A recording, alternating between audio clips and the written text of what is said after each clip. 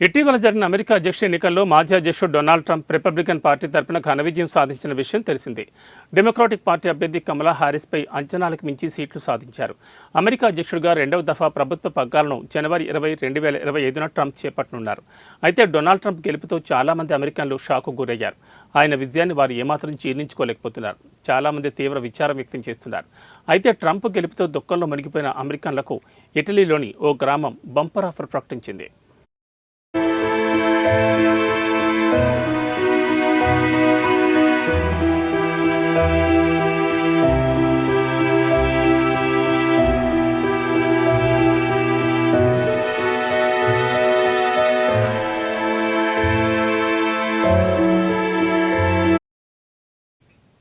Trump గెలుపుతో బాధపడుతున్న అమెరికన్లకు కేవలం 84.4 ఇళ్లు విక్రయిస్తామని ఇటలీ ద్వీపం సర్దీనియాలోని ఒలైలో అనే గ్రామం ప్రకటించింది.